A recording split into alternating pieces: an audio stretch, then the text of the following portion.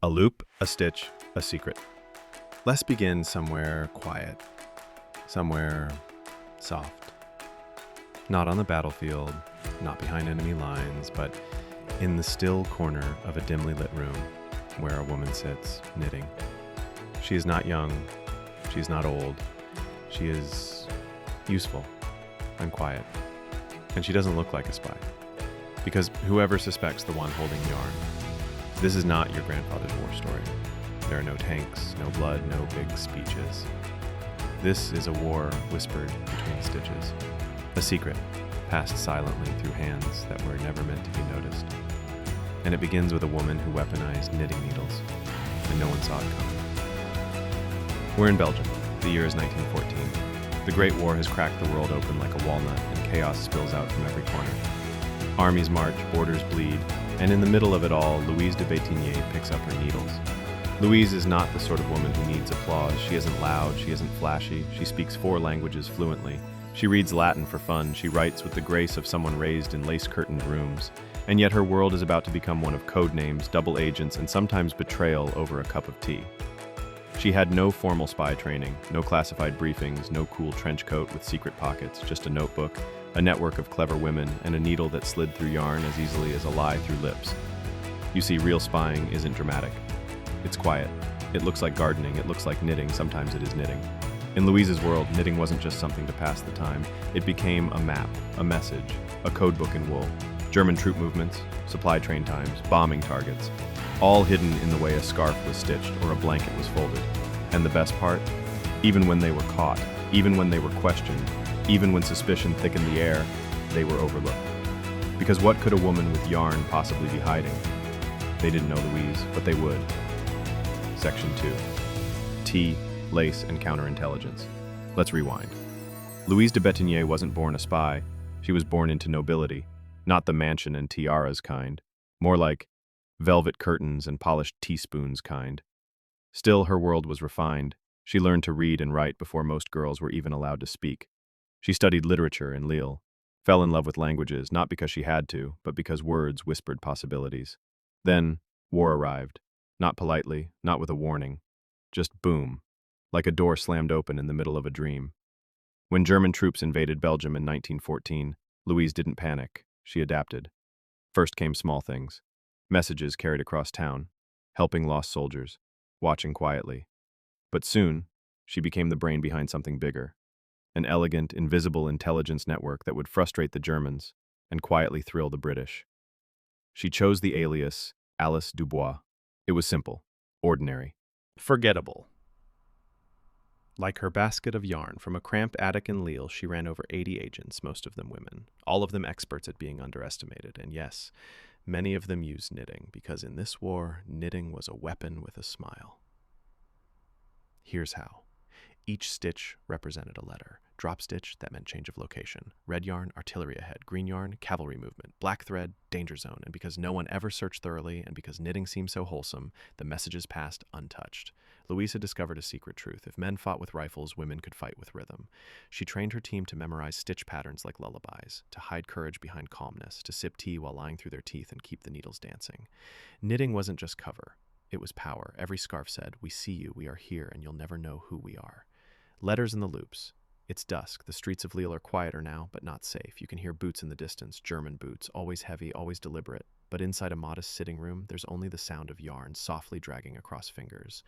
Louise sits in the glow of a lamp, her fingers weaving secrets into scarves with the kind of ease that makes it look innocent. The genius was in the mundane. She would send messages to British intelligence using a dozen different methods, some written on invisible ink, some tucked into shoe soles, and some, yes, sewn into the hem of a shawl. But the knitting, that was her quietest masterpiece. The stitch system was designed like a code language. 1 knit stitch for A, purl for B, 2 knits and a slip stitch for C, and on it went. The agents memorized entire sequences by heart, and when they dropped a stitch, that wasn't a mistake, it was a signal. The Germans checked handbags, they sniffed out letters, they interrogated anything printed or typed. But yarn? It passed by with a nod and a smirk. The beauty of it was that the truth sat in plain sight.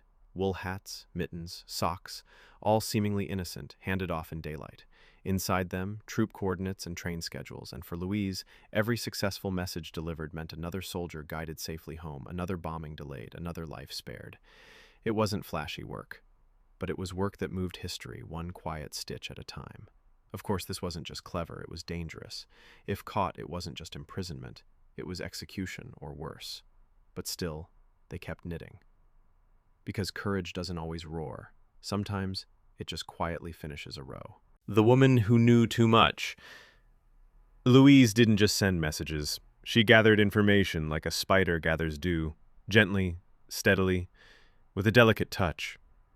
She had contacts in train stations, in hospitals, in post offices, chimney sweeps who saw troop convoys, laundrywomen who heard German officers talk when they thought no one understood French, farmers, bakers, seamstresses, all people overlooked by war.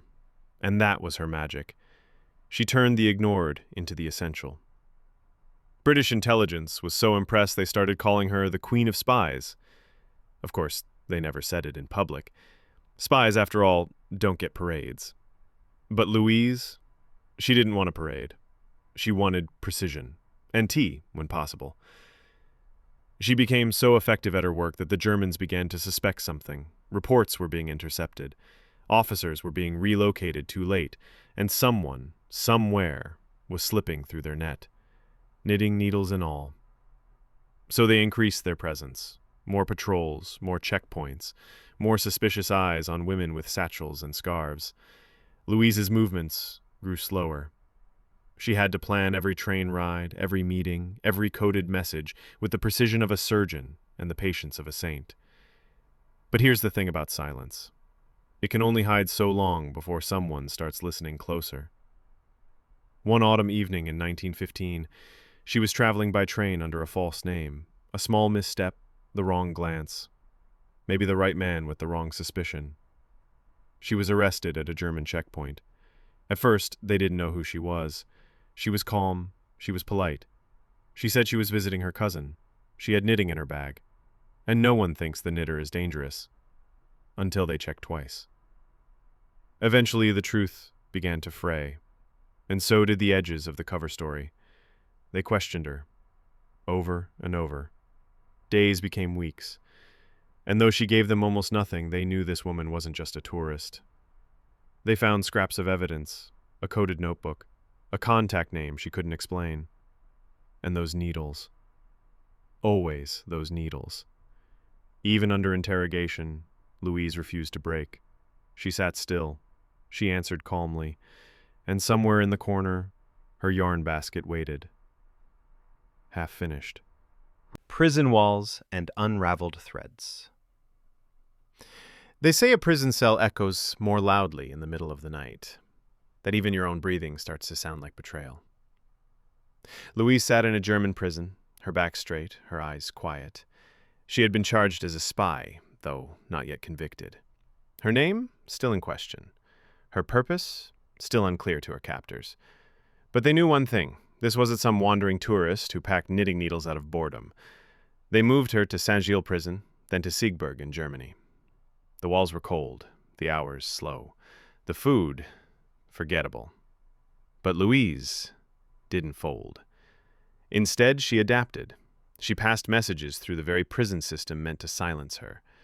She used a network of women prisoners. She remembered codes. She observed guard patterns. She didn't scream. She didn't fight. She waited and watched. Other prisoners remembered her calm. She had the quiet dignity of someone who had already accepted the danger, but refused to be defined by it. Even her knitting remained a subject of interest. She was allowed, at times, to sew or mend, small acts meant to occupy the inmates.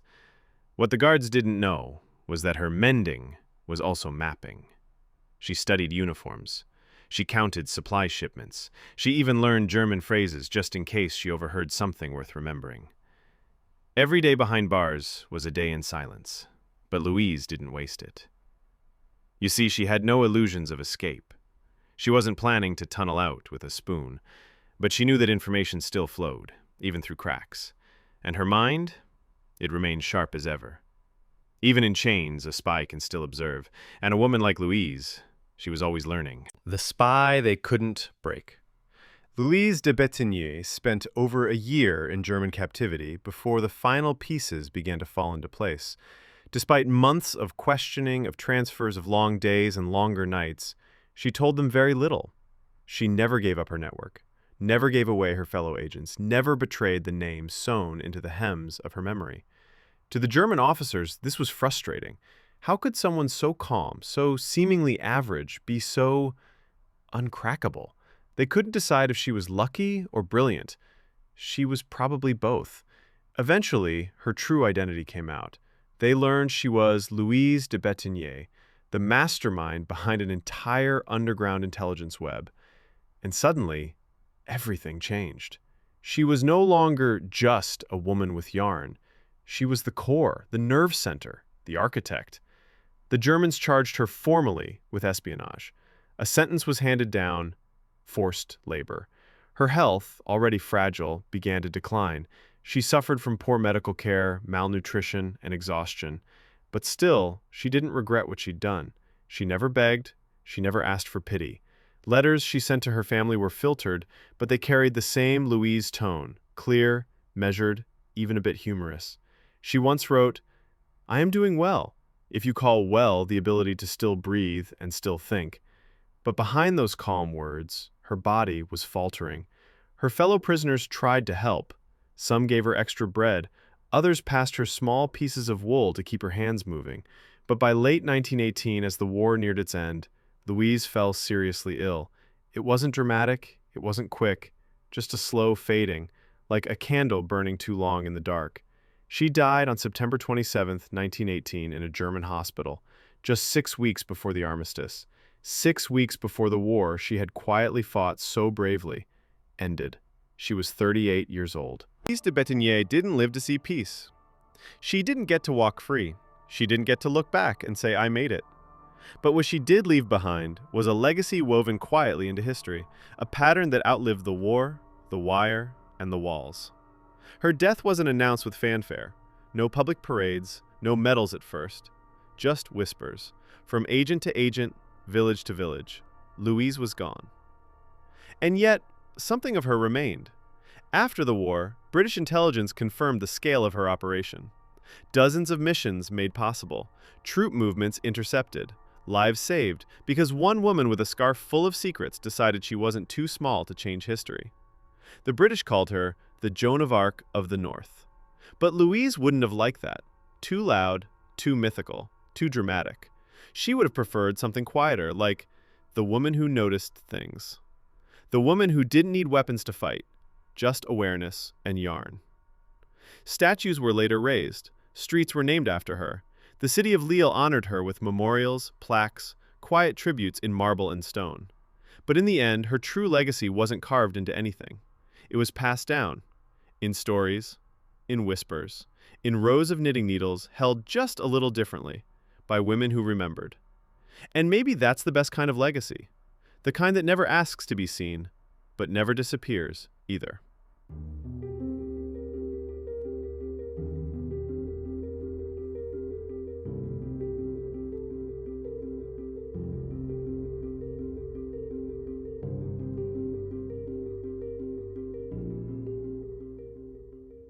How to disappear in plain sight.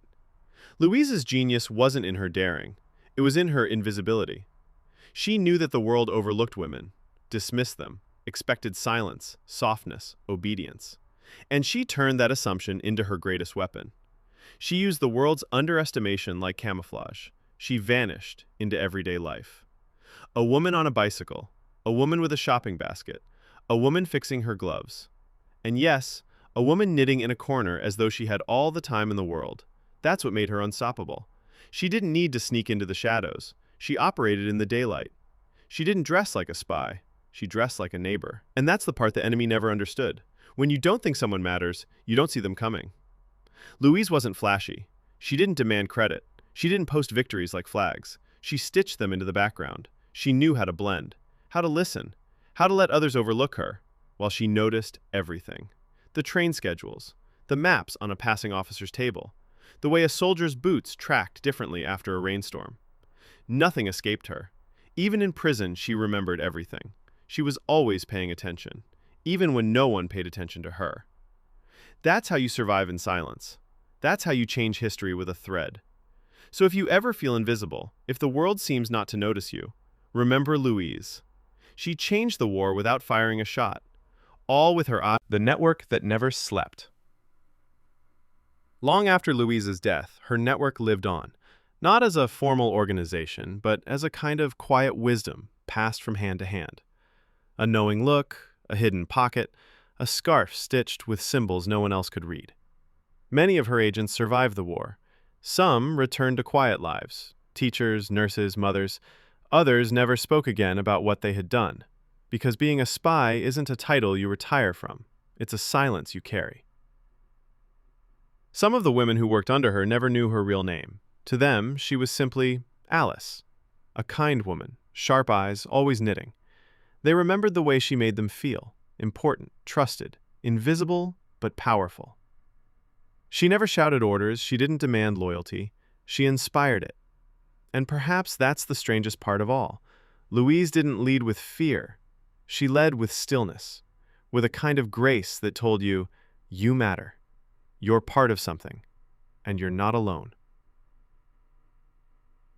That network wasn't just about passing information. It was about connection, human threads, woven in a time of destruction. A web made not of wires or technology, but of trust. Even decades later, survivors would recall her with softness. They'd say, she didn't look like a hero, but she was the bravest person I ever met. That's the thing about bravery. It often wears a quiet face. Secrets in the stitches. It's easy to think of history as loud, marching boots, explosions, rallies, declarations. But there's another history, one that never shouts, one that hides in the corners, under the folds, between the lines. That's where Louise lived, in the in-between, in the pause between stitches, in the moment before a train leaves, in the hesitation between a question and an answer. She turned something ordinary, knitting, into something extraordinary. To most people, a scarf is just a scarf, a sock is just a sock, but to her, it was language. She could write in yarn, translate enemy movements into a pattern of loops, and send it across borders wrapped inside something warm. And it wasn't just the code, it was the act. Knitting is repetitive, rhythmic, almost meditative. You can lose yourself in it, or you can hide inside it. Louise did both. Each row she stitched was a kind of resistance, each finished hat a kind of rebellion. She turned the domestic into the dangerous, and she did it with a calm so perfect the world never saw it coming. So next time you see someone knitting, in a park, on a train, on a couch at home, remember, you never know what kind of history might be unraveling quietly right in front of you.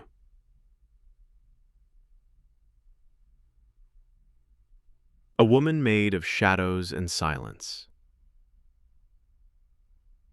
To understand Louise de Bettignies is to understand something most history books skip, that some of the most powerful people never take center stage.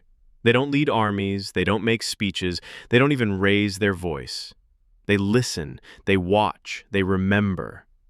Louise was one of those people. She was made of details, of routines, of late-night walks and quiet train rides, of tucking a message into a glove and keeping her face perfectly calm while soldiers with rifles stood just inches away. She had a rare kind of strength, not the kind that demands attention, but the kind that endures, that holds its breath and waits. Louise didn't need to outrun danger. She needed to outthink it, and she did. For years, without medals, without armor, without ever raising her voice. She operated in a world built to overlook her. And she used that invisibility not as a curse, but as camouflage. So many men in power missed her completely. They looked right past her, and that's exactly what she counted on. It was her greatest magic trick, to become nothing in their eyes, so she could become everything behind the scenes. When the world isn't watching. Louise's story reminds us of something deeply human, that what you do when no one's watching, when there are no headlines, no applause, matters just as much. She could have stayed silent, safe, invisible in the truest sense, but she chose danger, chose disruption, chose to stand in the gap between what was happening and what was right. She knew her chances, she knew the risks, but she also knew the value of a single message passed, a single warning delivered, a single soldier redirected. Sometimes history isn't made by grand gestures, but by small choices. And Louise made thousands of them. Tiny, quiet choices that no one would ever see. And yet, without them, everything might have collapsed. She didn't do it for glory. She did it because she believed that truth mattered, that freedom mattered, that even a woman with no weapon and no title could turn the tide of a war. And maybe, in the end, that's what makes her so unforgettable. She never asked to be remembered. She simply refused to be useless. And somehow, that's louder than any war drum. The war ended. The world, broken and bleeding, tried to rebuild itself. Nations mourned. Streets were renamed. New borders were drawn.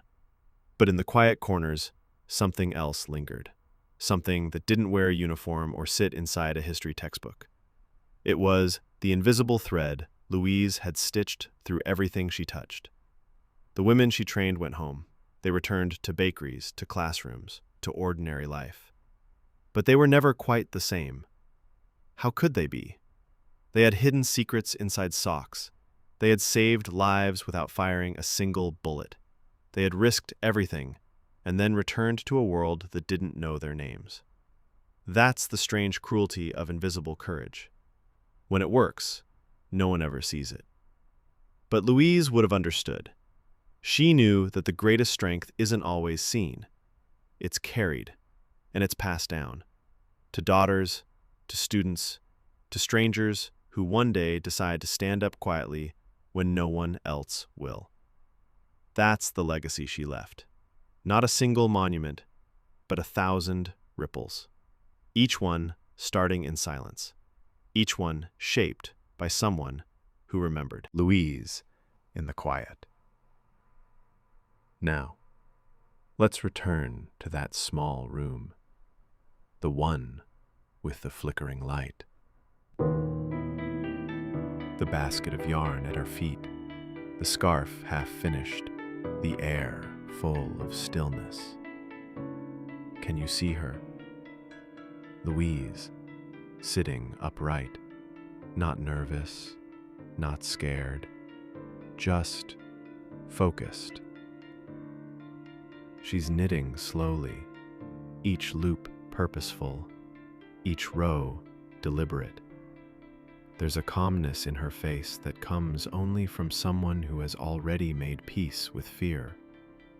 She's listening to footsteps down the hall, to the clock ticking, to the war pressing in from all sides. And yet, she keeps knitting, because there is still one more message to send, one more life to protect, one more piece of resistance to shape with her hands. She knows they might find her. She knows what's at stake.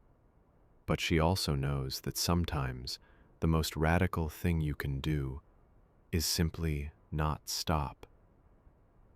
She doesn't need a sword. She doesn't need permission. She just needs her needles, her mind, and the knowledge that every stitch matters, even now, even here, especially here. So as the candle burns lower and her fingers keep moving, you begin to realize this is what courage looks like. It's quiet, it's patient, it's Louise. The last row. We've traveled through shadows, across borders drawn in fear, through secret codes stitched into scarves, and now we've come to the last row. The world may not shout Louise's name. There are no blockbuster films, no yearly parades, no best-selling biographies, but perhaps that's fitting, because Louise didn't act for fame. She didn't resist so that she could be remembered. She resisted because it was right, because silence in the face of wrong was not something she could accept. She lived a quiet rebellion and died with her purpose intact. And tonight, maybe, just maybe, you're feeling what she stood for, not with noise, but with stillness, not with chaos, but with rhythm. The rhythm of her knitting, the rhythm of her memory, the rhythm of resistance that sounds a lot like peace. So as you rest now, safe, warm, still, let her story settle beside you like a folded blanket. Let it remind you that history is not always written by the loudest voices, but often by the quietest hands, hands that pass a scarf with a secret, hands that write